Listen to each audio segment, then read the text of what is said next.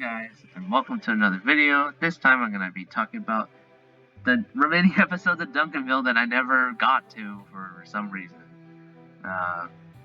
Because I kind of don't want to do all of them in one video every time because they don't do well on the channel, first of all, but I still want to finish it up.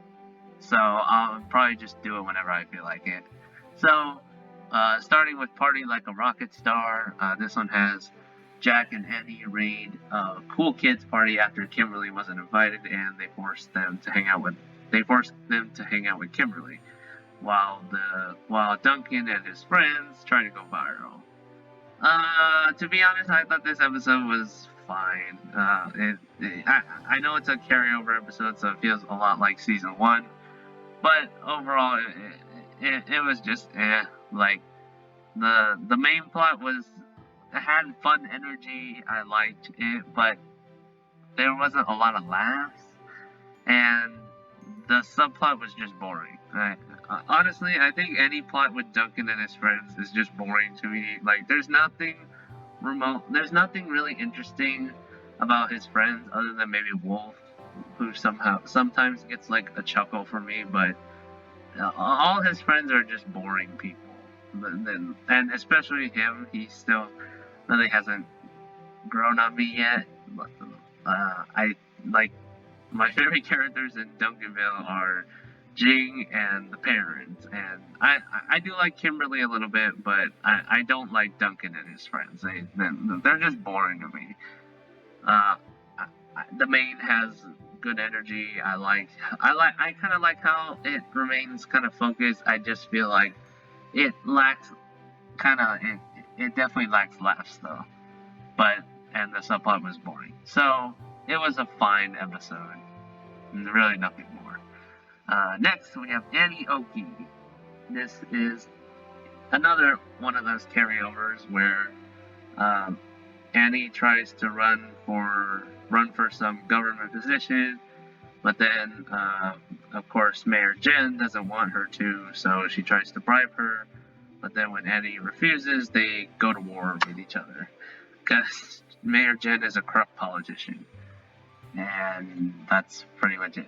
So, this episode was definitely better than Party Like a Rocket Star. I thought it was pretty funny for the most part. I like the idea, the action of it.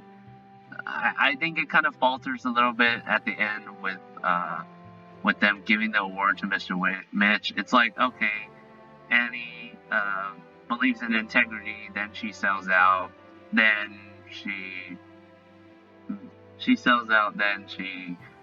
says that I shouldn't accept this award. It's very simple, and I feel like that's a problem because it just feels boring. But overall, I thought it was a good enough episode. At least I liked some of the jokes. The story is mostly engaging, especially when they get to the water slide. I think, well, once they get to the water slide, that's probably one of my favorite parts. There's some scenes in the first few minutes that I like the opening scene was pretty nice. And I like the idea. So it's not a bad episode, but it's definitely not one of my favorites. And we're catching up to our latest episode, that Jing You Do. This one is a Jing focused episode. Thank you. Thank the stars that I got a Jing focused episode finally, where she and her dad Jack form kind of like a little band together, where Jack plays the guitar and they both sing together after they perform together in the library. And Duncan and his friends try to earn money to buy a subplot. So I'll start with the subplot, and I'll say the subplot again was boring. There's almost nothing that makes it interesting or sets it apart. I feel like the problem is his friends just don't have a lot of character in them, and I think that's what kind of makes these plots boring, because they all just say things and nothing really happens. And even stuff like Bex's grandma isn't funny in the slightest. So again, I don't really have much to say about it.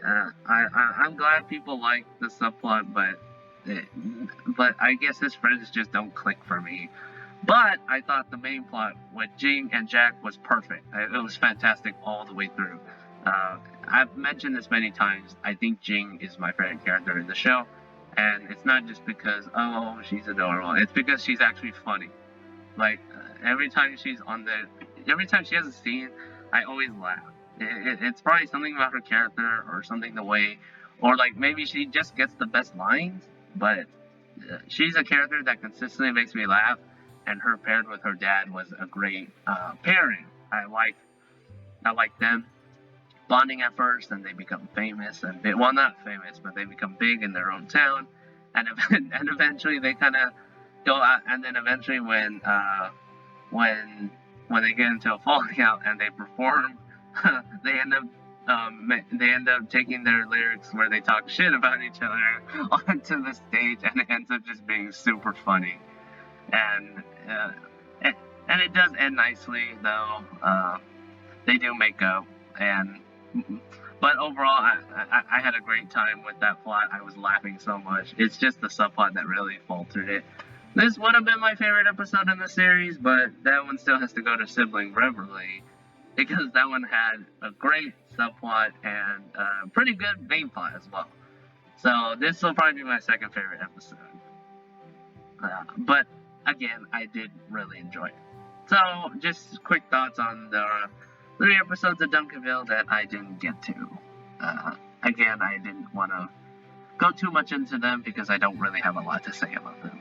So maybe you like these episodes more than me for some reason. Let me know what you think in the comments, and I'll see you next time.